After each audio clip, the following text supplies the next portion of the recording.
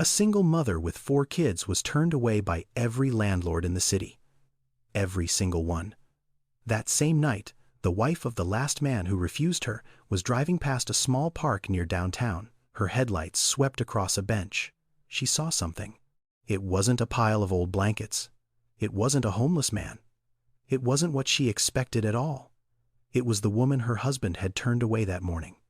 And her 4 children, sleeping on a park bench in October.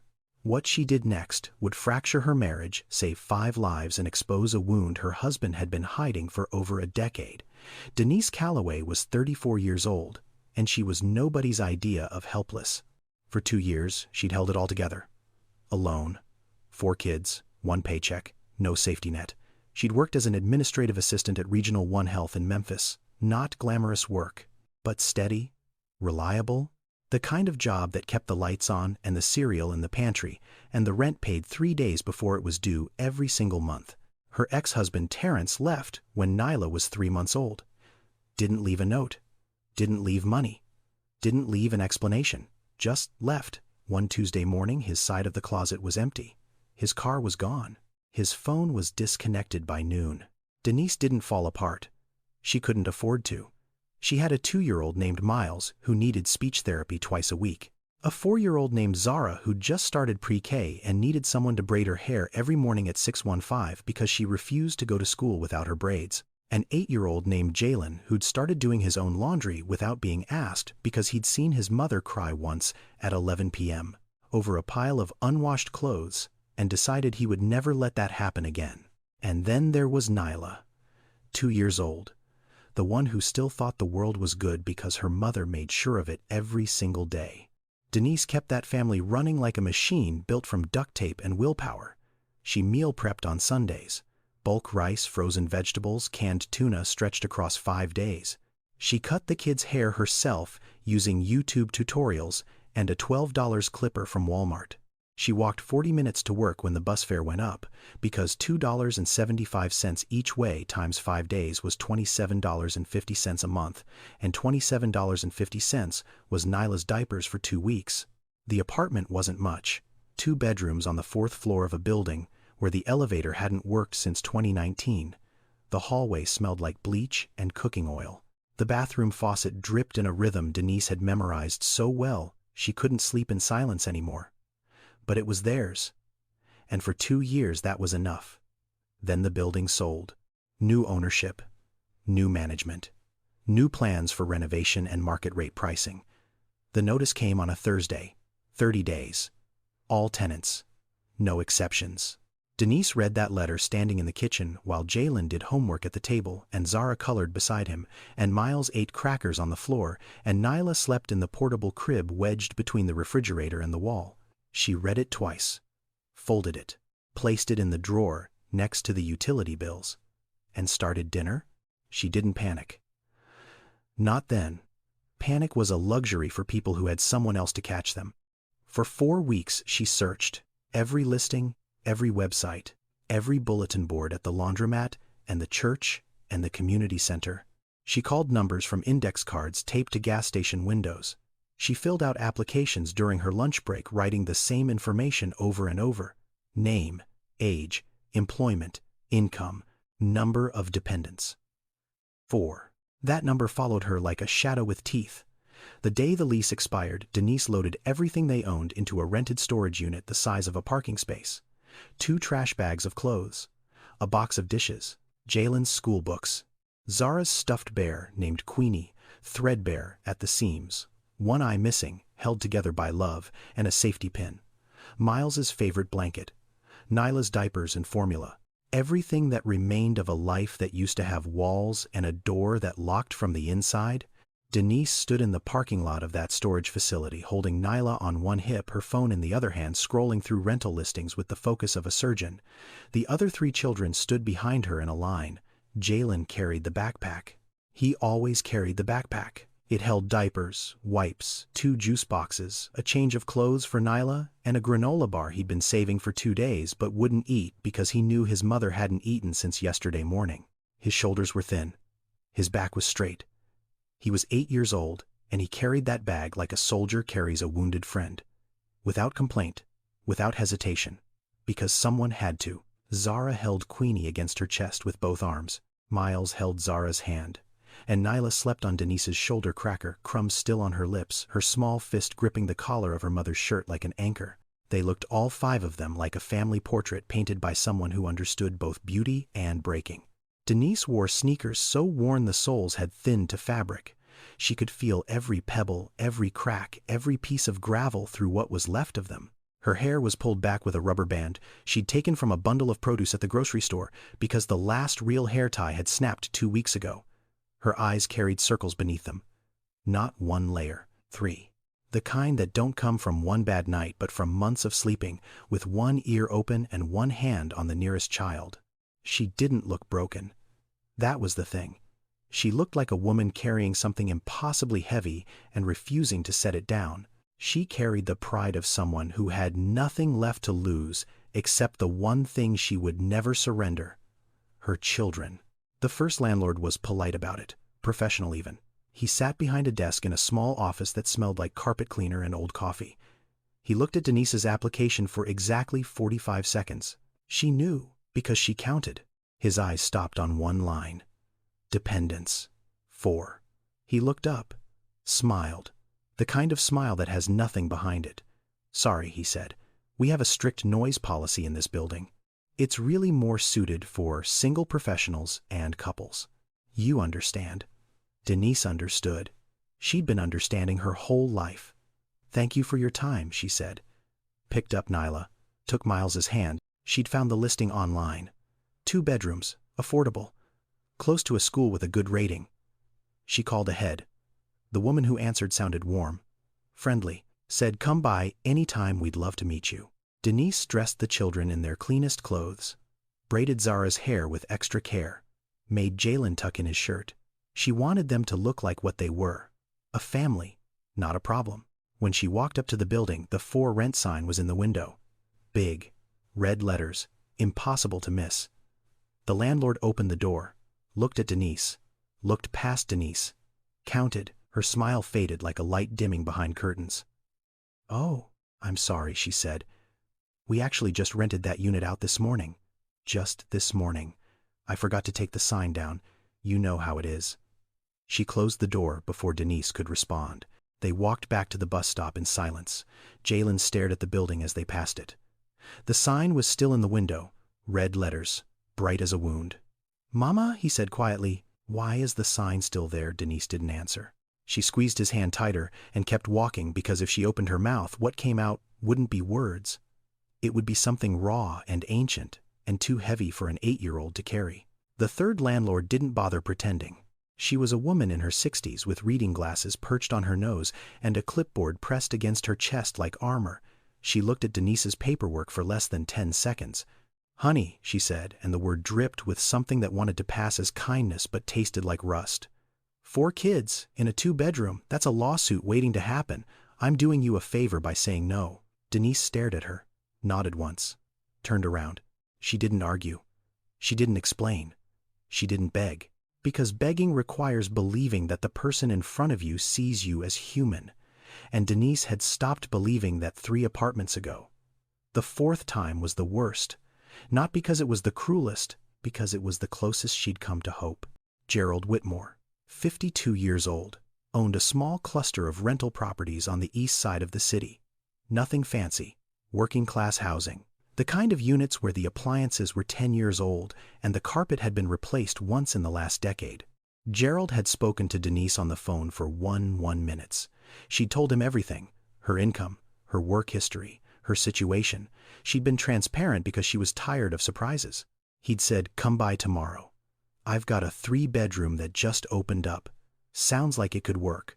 Those words. Sounds like it could work. Denise had replayed them in her head all night. She hadn't slept much, but when she did, she dreamed of a door with a lock and walls that stayed still. The next morning, she dressed the children carefully. Made Jalen wear his good shoes, the ones she'd bought from Goodwill 2 months ago that were already getting tight.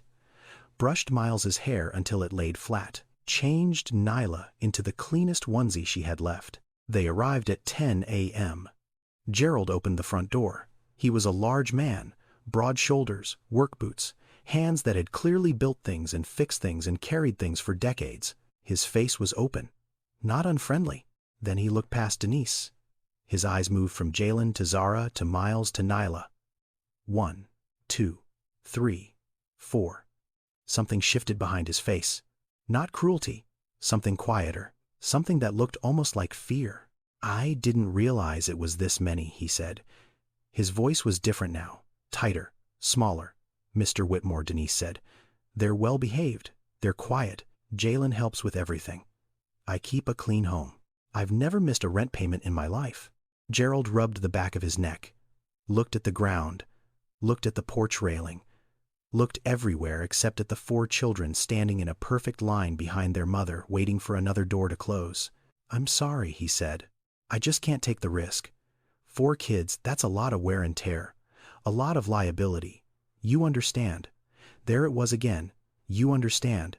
As if understanding made it hurt less. Denise looked at him the way a person looks at the last exit on a highway before the road runs out. "Thank you for your time, sir," she said. She turned, took Jalen's hand, took Miles's hand. Zara clutched Queenie against her chest. Nyla shifted on Denise's hip, reaching one small hand toward Gerald's porch railing, grabbing at nothing. They walked away. Denise's back was straight, her chin was level, her eyes were dry. Gerald watched them go. 5 figures getting smaller against the sidewalk. The smallest one looking back over her mother's shoulder at a house that would never be hers. He closed the door slowly, and something in his chest tightened in a way he didn't want to name. That night, Denise sat on a bench in Overton Park and made a phone call she'd been avoiding for 3 days. The shelter on Poplar Avenue, full. 47 families on the waiting list. 47. She called her sister in Little Rock. No answer. Called again. Voicemail. Called a 3rd time. Her sister picked up voice, tired, apologetic. "I'm staying with a friend right now, Dee. I don't even have my own room. I'm so sorry. I wish I could." Denise said it's okay. She always said it's okay, even when nothing was. She checked her wallet. $83. A motel room in Memphis cost at least $79 a night for a single. For 5 people with a cot, the cheapest she'd found was $119. One night would leave her with nothing. And nothing was worse than not enough, because not enough still had a direction. The October air settled around them like a cold hand pressing down on bare skin. Temperature dropping, 51 degrees and falling. The park was quiet. Streetlights hummed above the walking path, casting pale circles of yellow light on empty benches. Denise chose the bench closest to the streetlight. Visibility. Safety. The logic of a mother who'd learned to think like a soldier. She took off her jacket first, wrapped it around Nyla, who was already asleep in the stroller, mouth open, small chest, rising and falling in a rhythm that Denise could hear even over the wind. Then, she took the extra sweatshirt from the backpack and draped it over Miles, who curled into a ball on the bench without being told. He'd done this before. Not here, but at bus stations, at hospital waiting rooms.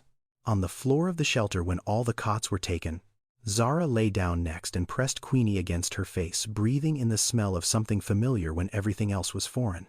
Denise tucked the last clean blanket around her, a thin fleece with cartoon elephants that was too small now but still served its purpose. Jalen sat on the edge of the bench, upright, watching. "You can lie down, baby," Denise said softly. "I'm not tired," Jalen said. And Denise knew it was a lie. But she also knew why he told it. Because someone had to keep watch. And at 8 years old, Jalen had decided that someone was him. She sat beside him, put her arm around his narrow shoulders. And for a few minutes, neither of them spoke. The crickets filled the silence. A car passed on the road beyond the trees, headlights sweeping briefly through the darkness before vanishing. Nyla coughed in her sleep, a wet rattling sound that made Denise's stomach clench. She reached over, adjusted the jacket, pressed the back of her hand against Nyla's forehead. Warm, not hot, not yet. Miles murmured something in his dream. "Mama." The word floated up from his sleep like smoke from a candle, shapeless and already dissolving. Denise didn't cry. She hadn't cried in weeks.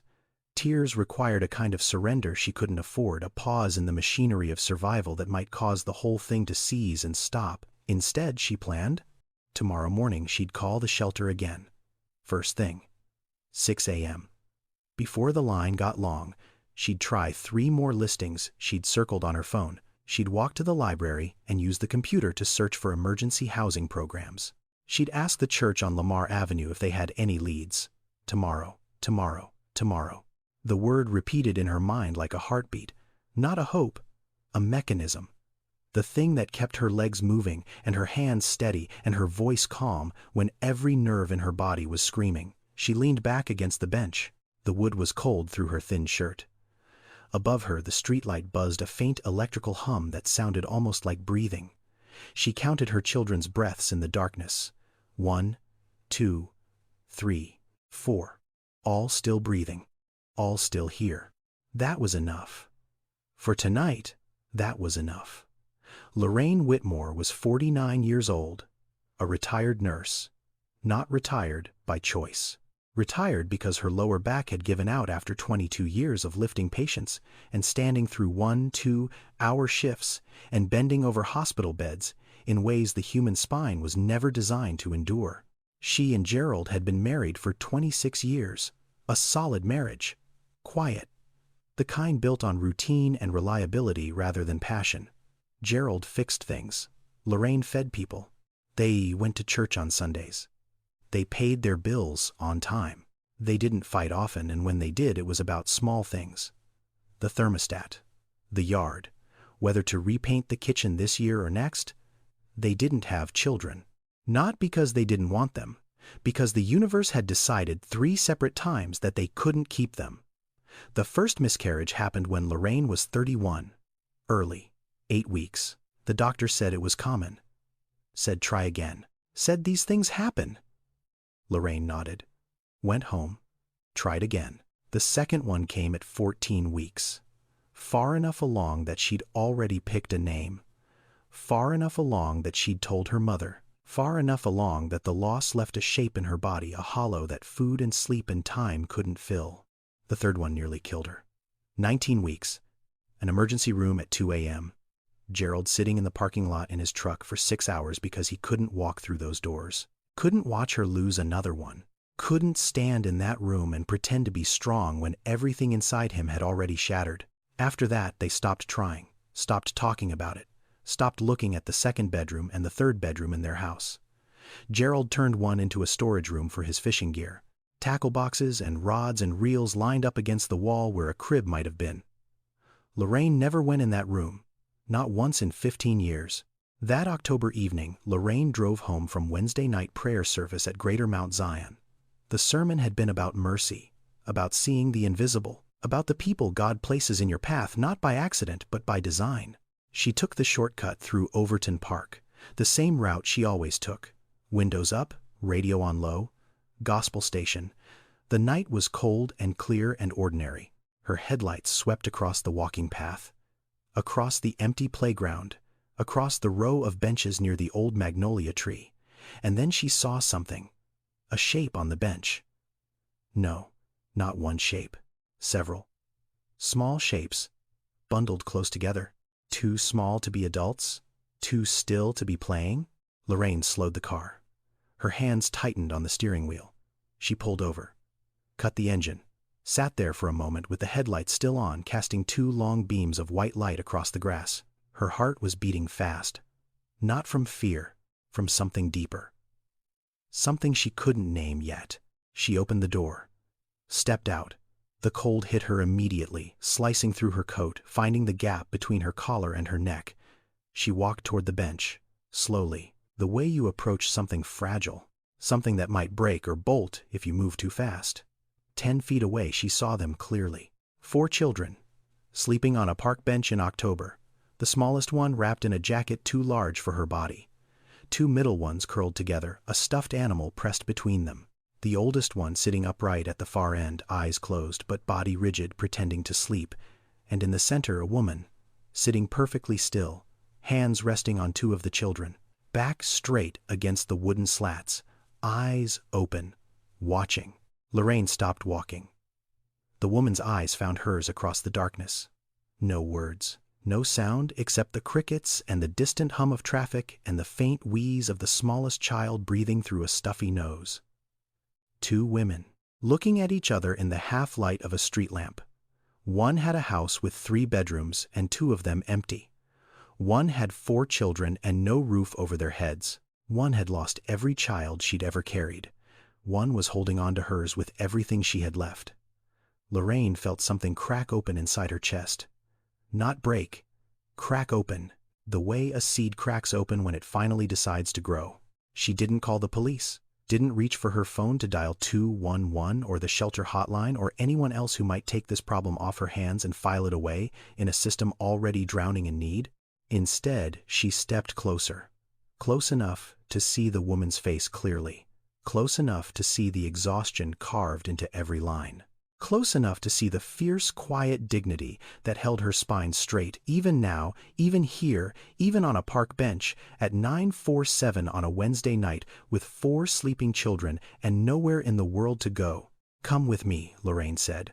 Her voice was steady, certain. The voice of a woman who had just made a decision so large it hadn't fully landed in her brain yet, but had already taken root in her bones. "All of you. Right now." Denise stared at her. The kind of stare that measures danger and kindness and deception all at once, because when you've been turned away enough times you stop being able to tell the difference. "I don't know you," Denise said quietly. "I know," Lorraine replied. "But your babies are cold. And I have room." 6 words. I have room. The simplest sentence in the English language, and the heaviest thing Lorraine Whitmore had said in 15 years. Denise looked at her children. Looked at this stranger in a church coat with kind eyes and steady hands, looked at the car idling by the curb with its headlights still on, still casting light across the dark. She made her decision the way mothers make all their decisions, not for herself, for them. 15 minutes later, Lorraine pulled into the driveway of the house on Prescott Street. Gerald's truck was gone. Poker night at his brother's place. He wouldn't be back until late. She unlocked the front door and held it open. The warm air hit them first, actual heat, radiator heat, the kind of warmth that wraps around your body and loosens muscles you didn't know you'd been clenching for days. Nyla woke up on Denise's shoulder, blinked, looked around at the living room with wide eyes, touched the doorframe with one small hand. "House," she said. Her voice was tiny and wondering. "Mama House." Denise's jaw tightened. She nodded. "Just for tonight, baby." Miles walked in next. He approached the couch the way a stray animal approaches food left on a porch, slowly, ready to bolt. He touched the cushion with one finger, then sat down so gently it barely made a sound.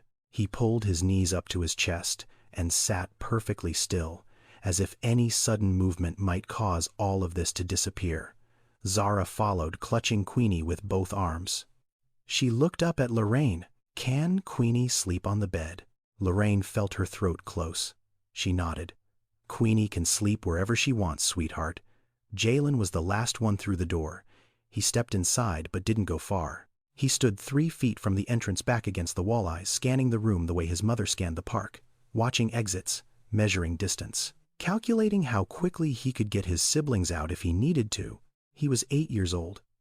And he stood at that door like a sentry who'd been on watch so long he'd forgotten how to stand down. Lorraine saw him. Saw all of it. The tension in his small shoulders, the way his eyes moved, the way he kept his shoes on while everyone else had already taken theirs off. She didn't say anything to him. Not yet. She knew better. Some children you have to earn. She went to the kitchen, boiled water, cracked 4 eggs into a pot, pulled noodles from the pantry. She made egg noodles at 11 o'clock at night for 4 children she'd met 20 minutes ago, and her hands didn't shake once. The children ate in silence. Not the comfortable silence of a family dinner, the focused, urgent silence of hunger being answered, spoons scraping bowls, small mouths chewing, eyes down. Denise sat across from them. She didn't eat. She watched them eat. The way she'd been watching them do everything for months. Sleep, walk, breathe, making sure each one was still alive, still whole, still here. Lorraine set a bowl in front of her. Denise shook her head. "I'm fine. They needed it more." Lorraine sat down beside her, looked at her, not with pity, with recognition, with the steady gaze of a woman who understood sacrifice, not because she'd read about it, but because she'd lived her own version of it. "When's the last time you ate?" Lorraine asked. Denise paused. "They ate this morning," she said. Lorraine's voice was quiet but firm. "I didn't ask about them. I asked about you." The silence that followed was long enough to hold everything Denise had been carrying. Every skipped meal, every lie she'd told herself about not being hungry. Every time she'd split a granola bar 4 ways and called the wrapper her dinner. She didn't answer. She didn't have to.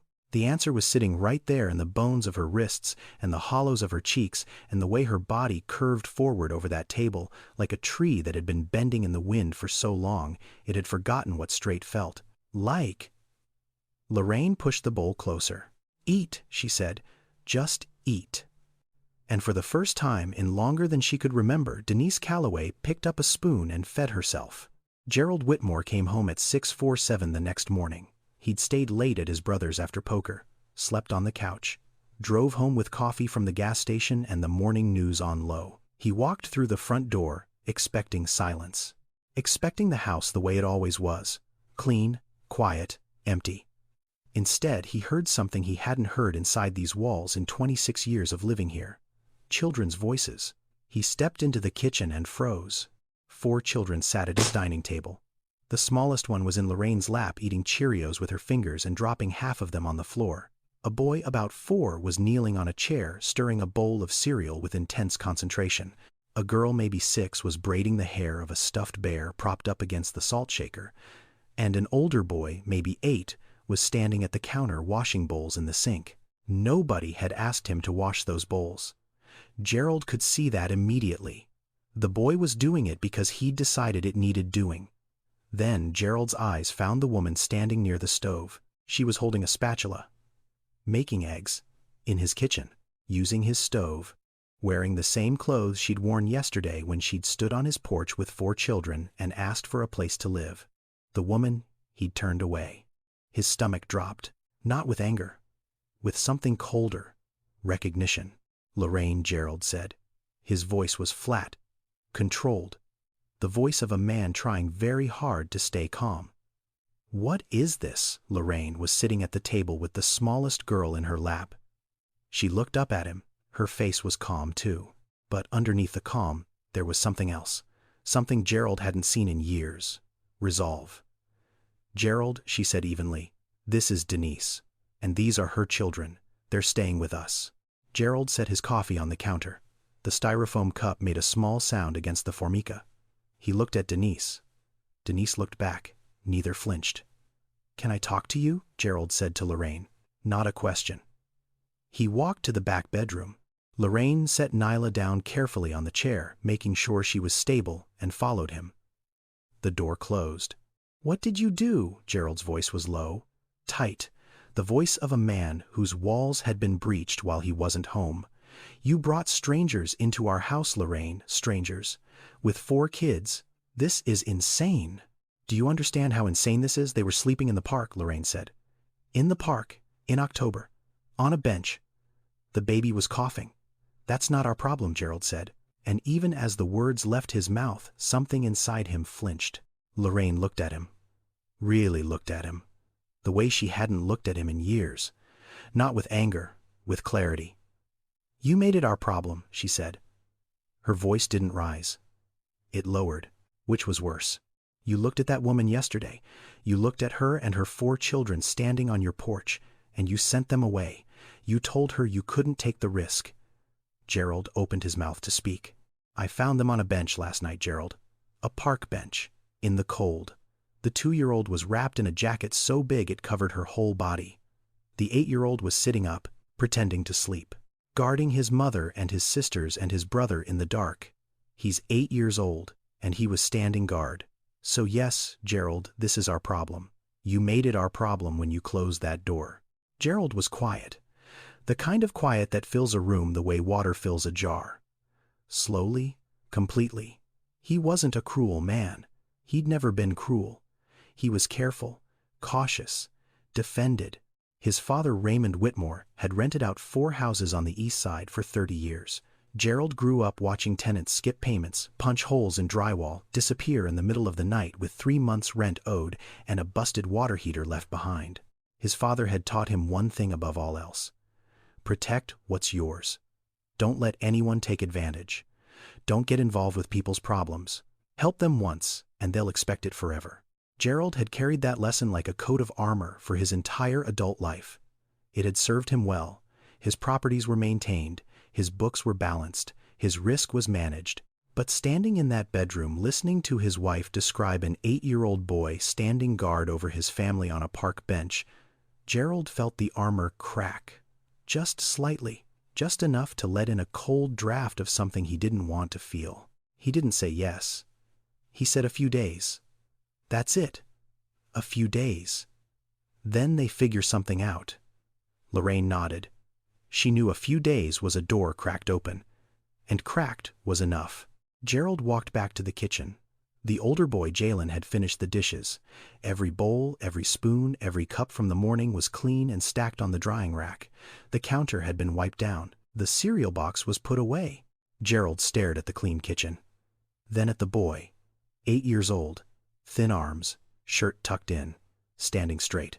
Jalen looked at him with steady eyes. Not afraid, not defiant, just steady. The kind of steady that comes from being the oldest in a family that can't afford softness. Something moved inside Gerald's chest. He pushed it down, walked past the boy, grabbed his coffee, went to the garage. But at the garage door he stopped, turned around. Jalen was already helping Miles into his chair, lifting him up with both arms, gentle as anything, setting him down, pushing the bowl of cereal closer. Then straightening his brother's shirt collar. Then picking a Cheerio off the floor before anyone could step on it. Gerald watched, said nothing, closed the garage door behind him. But he didn't leave for work, not for another 20 minutes. He just sat in his truck, engine off, hands on the wheel, staring at the dashboard. His father's voice echoed in his head. Don't get involved. It never ends well. But another voice, quieter and older and buried deeper, whispered something else. Something that sounded a lot like his mother, the woman who died when Gerald was 12. The woman who'd never turned away a single person who knocked on her door, no matter how little they had to share. That voice said nothing specific. It just hummed, the way a mother hums when a child can't sleep. Gerald sat in the truck, and the hum wouldn't stop. The first morning Gerald came downstairs and the kitchen was already clean. Not just clean, spotless. The counters had been wiped with something that smelled like vinegar and lemon. The floor had been swept. The trash bag by the back door had been replaced with a fresh one tied and set outside. He looked around. It was 6:15 a.m.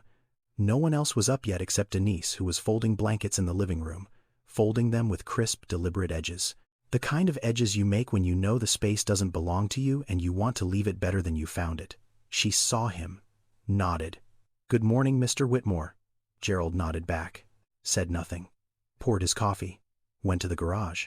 The second morning, same thing, kitchen spotless, blankets folded. Denise was up before the sun, moving through the house like a guest who was determined to be invisible. Gerald didn't say thank you. He didn't say anything at all. He noticed. That was the beginning. On the third day, Jalen followed Gerald to the driveway when he was loading tools into his truck for a repair job at one of his rental units.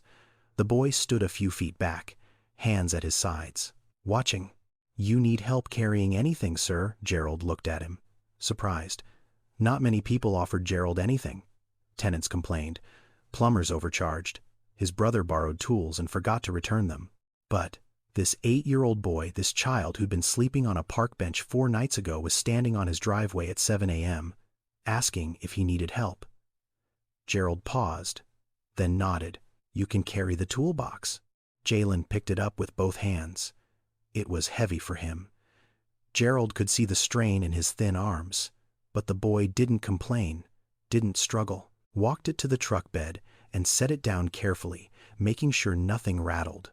"Thank you," Gerald said. The words came out rough, underused. "Yes, sir," Jalen said, and walked back inside.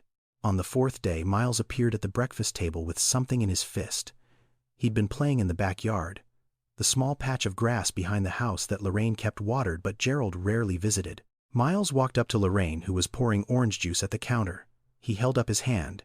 In it was a single wildflower, small, yellow, slightly bent from being gripped too tightly. "For the pretty lady," he said. Lorraine took the flower. She looked at it for a long moment. A dandelion, really, a weed by most definitions. But Miles had picked it with intention and carried it inside with purpose and presented it with the solemnity of a man offering a diamond. Lorraine turned away from the table, faced the window, pressed the back of her hand against her mouth. Gerald saw it from the hallway. He saw his wife's shoulders tremble, saw her close her eyes, saw her hold a dandelion like it was the most precious thing she'd ever received. He kept walking, pretended he hadn't seen. But he had, and the image followed him all day. The dandelion in Lorraine's hand, the boy who'd picked it, the look on his wife's face like something frozen had finally begun to thaw. On the 5th day, Nyla said it. She was sitting on the floor in the living room playing with measuring cups Lorraine had given her from the kitchen.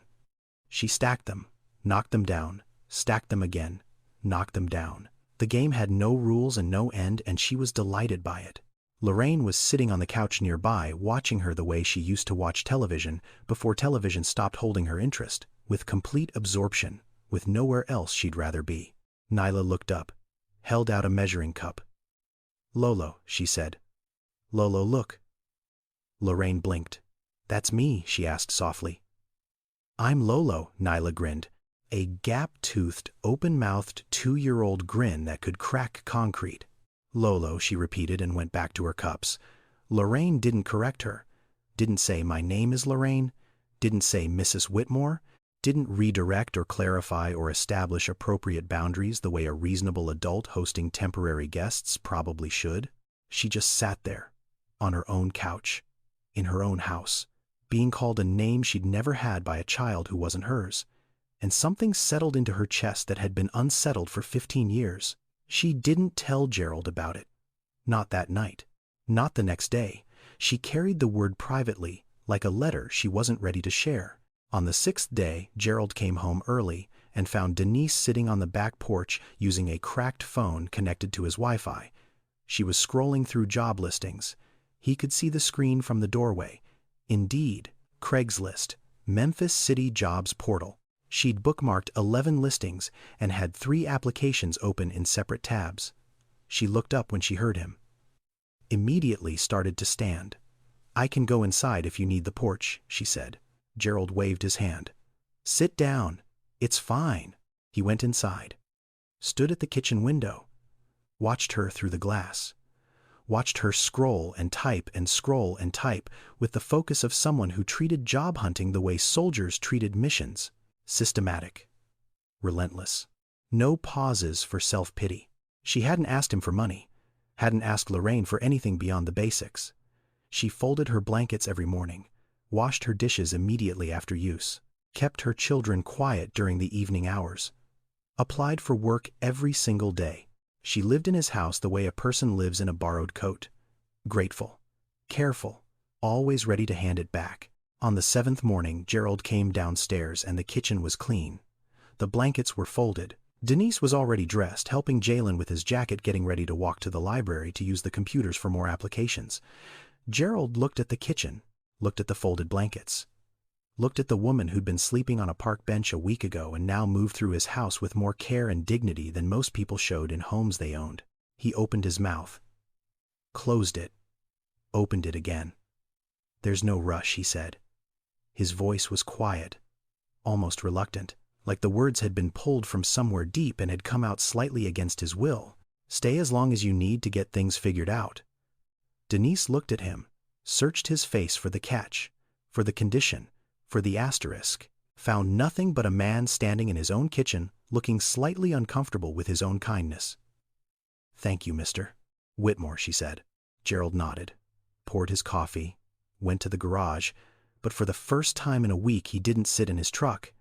He drove straight to work, and on the way he turned the radio off, drove in silence. Let the quiet fill the cab. His father's voice was still there. Faint, familiar. Protect what's yours. Don't get involved. But it was getting harder to hear. Drowned out by the sound of a 2-year-old saying, "Lolo." by the sight of a dandelion in his wife's trembling hand, by an 8-year-old boy carrying a toolbox across a driveway without being asked.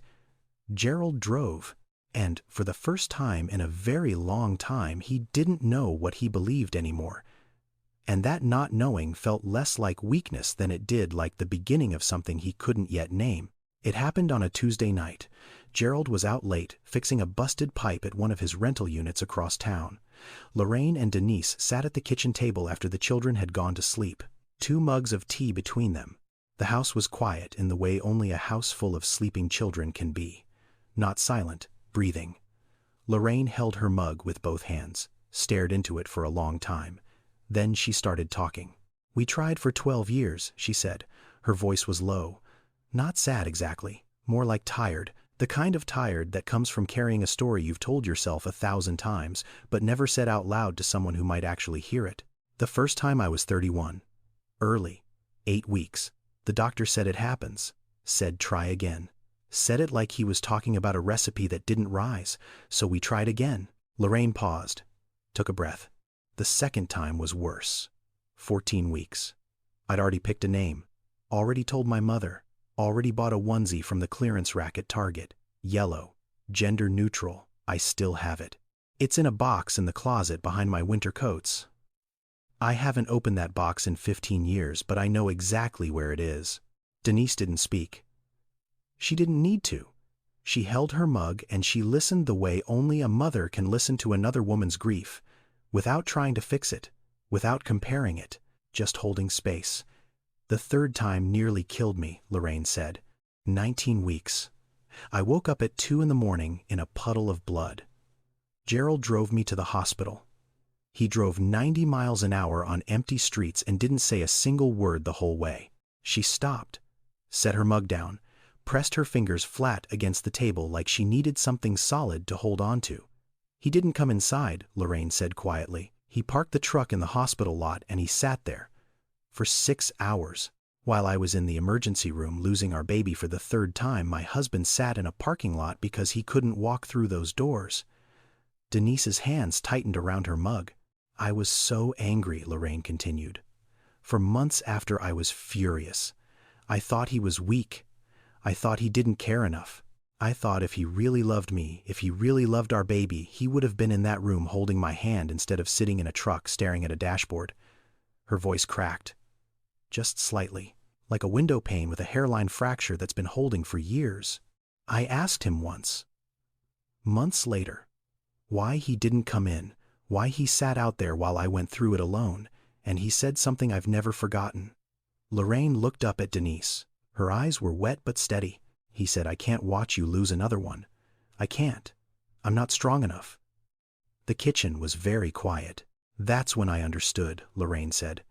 "Gerald isn't cold. He isn't cruel. He's broken. He broke the night we lost our 3rd baby, and he never put himself back together. He just built walls. Around his heart, around this house, around those empty rooms. He turned one into a fishing storage room because he couldn't stand looking at 4 bare walls that were supposed to hold a crib." She wiped her eyes with the heel of her palm. No tissue, no ceremony. Just a quick swipe the way a woman wipes tears when she's had years of practice. "That's why he said no to you," Lorraine said. "It wasn't about the noise. It wasn't about the risk. It wasn't about property damage or liability or any of the things he told himself. It was about the children. 4 of them, walking into his life, needing things, being small and vulnerable and real. And Gerald cannot handle that. Because every child he sees reminds him of the 3 we never got to hold." Denise sat very still. Her face had changed. The guardedness she'd worn like armor since the day she arrived had softened into something else. Not pity, understanding. The kind that comes when you realize the person who hurt you was already hurting long before you met them. "He's not a bad man," Denise said softly. "No," Lorraine said. "He's a scared one. And scared men build the tallest walls." If this story is touching your heart, subscribe and share it with someone who needs to hear it. Now, let's continue. Gerald came home late that Thursday, past 10. The house was dark, except for the small lamp Lorraine always left on in the hallway, the one with the yellow shade that made everything it touched look warm. He set his keys on the counter, hung his jacket on the hook by the door, walked toward the living room to turn off the lamp, and then he stopped. Lorraine was asleep on the couch. That wasn't unusual. She fell asleep there, sometimes watching television or reading the church bulletin. But she wasn't alone. Nyla was curled in her lap, the 2-year-old's small body pressed against Lorraine's chest, one tiny fist gripping the fabric of Lorraine's nightgown. Her face was tucked into the space between Lorraine's neck and shoulder, the place where a child's head fits perfectly, the place designed by biology for exactly this purpose. Lorraine's arms were wrapped around Nyla, one hand on the child's back, the other resting on her own stomach. Low, below the navel, the position of instinct, the position of a body that remembers what it's like to carry something precious in that space, even when that space has been empty for 15 years. Gerald stood in the doorway. Neither of them knew he was there. Neither of them stirred. The lamp cast gold across their faces. Nyla's lips were parted slightly in sleep. Lorraine's breathing was deep and even. Two people who'd found each other in the dark and settled into a peace that neither of them had known they were missing. Gerald looked at his wife. Really looked, the way he hadn't looked at her in years, and he saw something he'd been too afraid to see. She was holding the child she'd always wanted, and the child was holding her back. He turned away, walked down the hallway to the room where the other children slept, pushed the door open slowly. The hinges creaked. A slice of hallway light fell across the floor. Miles and Zara were tangled together on the air mattress, Queenie wedged between them like a chaperone. Jalen was on the cot by the window. He was sitting up, his eyes were open. Alert. Fixed on the door. The moment Gerald appeared, Jalen's body went rigid. His hands gripped the edge of the blanket. His back straightened, his chin lifted. "Are we leaving?" he asked. 4 words, spoken by an 8-year-old boy in the dark. No fear in his voice. No pleading, just a question. Flat, practiced. The question of a child who had asked it so many times in so many places that it had become as routine as brushing his teeth. Are we leaving? Not will you let us stay. Not please don't make us go. Just are we leaving? Present tense. Already assuming the answer, Gerald felt something crack inside his chest. Not break, crack. The way ice cracks on a river in early spring. Not all at once, just enough to let the water underneath start moving again. He walked to the edge of Jalen's cot, sat down. The frame sagged slightly under his weight. The boy watched him the way a deer watches a truck on a country road. Still, ready. "No," Gerald said. The word hung in the dark between them. "No," he said again. Quieter this time. Slower. "You're not leaving." Jalen stared at him. Searching for the lie. Searching for the catch. Searching for the moment when this would turn into another door closing, and another sidewalk stretching out in front of them, and another night on another bench. He didn't find it, because it wasn't there. Jalen lay back down slowly, pulled the blanket up to his chin. His body softened. Not all the way, not completely, but enough. Enough that his shoulders dropped half an inch. Enough that his grip on the blanket loosened from a fist to an open hand. Enough that for the first time in months he closed his eyes without calculating the distance to the nearest exit. Gerald sat there for a while, in the dark, listening to 3 children breathe, watching the rise and fall of small chests under borrowed blankets. Then he stood, walked back to the living room, took the throw blanket from the armchair and draped it over Lorraine and Nyla. Carefully, the way you cover something fragile, something you've decided to protect. He went to the kitchen, sat at the table, the same table where Lorraine had told Denise about the miscarriages 2 nights earlier, the same table where Miles had placed a dandelion for the pretty lady, the same table where 4 children had eaten cereal their first morning while Gerald stood frozen in the doorway. He put his elbows on the table, put his face in his hands, and for the first time in 12 years, Gerald Whitmore cried. Not loudly, not the way grief sounds in movies, the way it sounds in real life. In kitchens, at midnight, when no one else is awake, short, ragged breaths that a man tries to swallow before they become sound. Shoulders shaking, jaw clenched, tears leaking through fingers pressed hard against eye sockets. He didn't cry for Denise. He didn't cry for her children. He didn't cry because he'd been wrong, or because Lorraine had been right, or because the world was unjust and he was finally seeing it. He cried for 3 babies who never took a breath. He cried for a yellow onesie in a box behind winter coats. He cried for a parking lot at 2 in the morning where he'd sat alone because he wasn't strong enough to watch his wife lose what they'd both wanted more than anything in the world. He cried for a room he'd filled with fishing rods and tackle boxes because empty walls were louder than any sound he could bear. He cried because a 2-year-old girl had fallen asleep in his wife's arms, and his wife had held her the way she would have held their own daughter, with her hand on her stomach, with her whole body curved around something small and warm and alive. Gerald sat at that table until his breathing steadied, until the tears dried on his hands, until the kitchen clock read 1:2:4:7 a.m. And the only sound in the house was the radiator clicking and the wind pressing against the windows and the distant, gentle rhythm of sleeping children. He stood up, washed his face at the kitchen sink, dried it with a dish towel. Then he walked to the garage, opened the door to the storage room, the room that used to be a bedroom, the room that was supposed to be a nursery. He looked at the fishing rods leaning against the wall, the tackle boxes stacked on shelves, the old folding chair, the cooler. 15 years of things he'd put in this room to fill the space where something else was supposed to be. He picked up a tackle box, carried it to the garage, came back, picked up another one, carried it out. He didn't finish that night. It was late. He was tired. His eyes were still swollen. But he started. The next Saturday, Gerald drove to the hardware store, came back with 2 gallons of paint, lavender. He'd asked the woman at the counter what color girls liked. She said it depends on the girl. He said she's 6 and she carries a stuffed bear everywhere. The woman smiled. Lavender, she said. Trust me. He started painting that afternoon, moved the last of the fishing gear out by noon, taped the edges, rolled the walls. The room smelled like fresh paint and new beginnings, 2 things that had been absent from this house for longer than Gerald cared to count. Lorraine stood in the doorway, watched him, said nothing for a long time. You don't have to do this, she said finally. Gerald dipped the roller, pressed it against the wall, drew a long even stroke from ceiling to floor. I know, he said. That's why I'm doing it. Lorraine pressed her lips together, nodded once, walked away before he could see her face.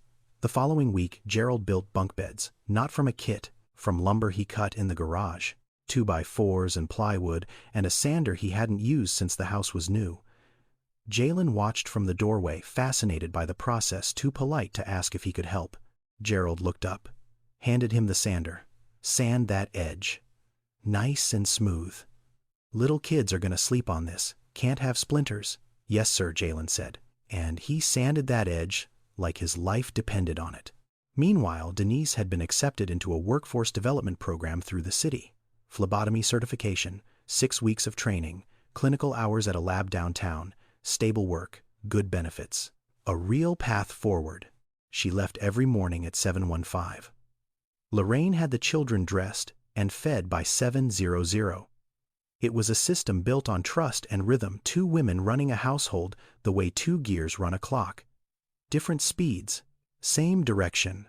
Jalen started at his new school on a Monday. Denise walked him to the bus stop. His shirt was ironed. His shoes were the ones Gerald had bought him from the Payless on Summer Avenue without telling anyone. The teacher asked him the standard first-day question. Where do you live, Jalen? He paused. Looked down at his desk. Looked back up. With Mr. Gerald and Miss Lolo, he said. Not at a shelter. Not on a bench. Not nowhere. Not I don't know. With Mr. Gerald and Miss Lolo. For the first time in 7 months, Jalen Calloway had an answer to that question. And the answer had a name. That Thursday, Denise found Gerald in the kitchen after dinner. She held out a credit card. His credit card. The one Lorraine had used that first night to buy emergency supplies for the children at the 2 4-hour Walgreens. Diapers. Cough medicine. Toddler formula. Socks. She placed it on the table between them the way you return something borrowed. With care. With weight. I wanted to give this back, she said. I know Lorraine used it that first night. I've kept track of everything. I'll pay you back as soon as I start working. Gerald looked at the card, looked at her, pushed the card back across the table. "Keep it," he said. "Consider it a rent deposit, for when you're ready for your own place." Denise opened her mouth, closed it, opened it again. "Mr. Whitmore, I can't. That's not—" "It's not charity," Gerald said. His voice was gruff, the voice of a man who still wasn't comfortable with his own kindness. "It's practical. You're gonna need first and last month's rent. Start saving. But don't rush. Take your time. Get stable first." Denise stared at him for a long moment. Then she nodded. "Thank you," she said quietly. Gerald nodded back, picked up his coffee, went to the garage. That Sunday, Zara drew a picture. She'd been drawing all afternoon, lying on her stomach on the living room floor with a box of crayons Lorraine had bought her. She drew with the intensity of a surgeon, her small tongue poking out the side of her mouth, her eyes narrowed in concentration. When she finished, she held it up for everyone to see. It was a house, brown walls, a red door, green grass, a yellow sun, standard 6-year-old architecture. But in front of the house stood 7 people, not 5, 7. A tall woman with brown skin and 4 small figures beside her.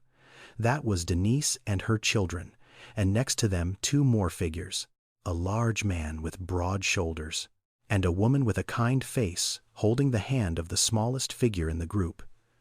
Zara had drawn all of them together, one line, one house, one family. Gerald picked up the drawing, held it in both hands, studied it the way he'd studied blueprints and lease agreements and property tax documents for 30 years. But he'd never looked at any of those things the way he looked at this drawing. He looked at it like it was the most important document he'd ever held, like it answered a question he'd been too afraid to ask. He looked at it for a very long time, then he set it on the refrigerator, held it in place with a magnet shaped like a fish, and walked away without saying a word. But the drawing stayed. And every morning when Gerald poured his coffee, he stood in front of that refrigerator, and he looked at a picture of 7 people standing in front of a house with a red door. And something in his chest, something that had been frozen solid for 15 years, continued to thaw, slowly, steadily. The way spring comes to places that have forgotten what warmth feels like. Denise graduated from the phlebotomy program on a Friday in March. She wore a white coat they gave her at the ceremony. It was the first new piece of clothing she'd put on in over a year that wasn't from a donation bin or a clearance rack. Jalen sat in the front row. He didn't clap when they called her name. He stood up, stood straight, put his hands at his sides, and watched his mother walk across that stage the way a soldier watches a flag being raised, with stillness, with pride so deep it doesn't need noise. 2 weeks later, she started at the hospital. Phlebotomy department, full benefits, regular hours, a schedule that let her drop Jalen and Zara at school in the morning and pick up Miles and Nyla from Lorraine's by 5:30. Lorraine's? Not a daycare center, not a neighbor doing a favor. Lorraine Whitmore's kitchen table where Nyla ate her lunch every day, in a high chair Gerald had found at a yard sale and sanded smooth himself. The apartment came next. Gerald had a unit open on the 2nd floor of his building on Prescott Street. 2 bedrooms, 1 bathroom, laminate floors, a kitchen window that faced east and let in morning light, nothing fancy. Builder-grade countertops, basic fixtures, carpet that had been replaced twice in the last decade. He offered it to Denise at a rate $200 below market. "Not charity," he said when she tried to argue. "You kept my house cleaner than it's been in 20 years. You're the best tenant I've never had. I'm being practical." Denise didn't argue further. She'd learned something about Gerald Whitmore over the past 11 months. When he decided something, the decision was already made before the sentence ended. Arguing with him was like arguing with weather. They moved in on a Saturday. Gerald carried boxes. Lorraine organized the kitchen.